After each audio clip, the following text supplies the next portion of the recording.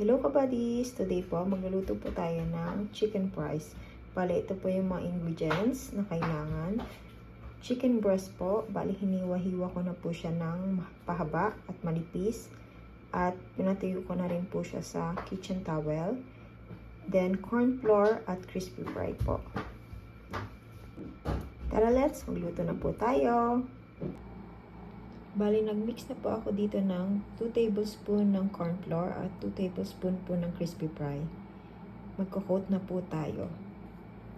I-coat lang po natin isa-isa po.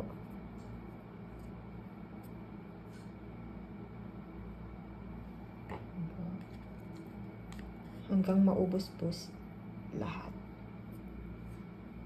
Then, after that, pwede na po natin iprito.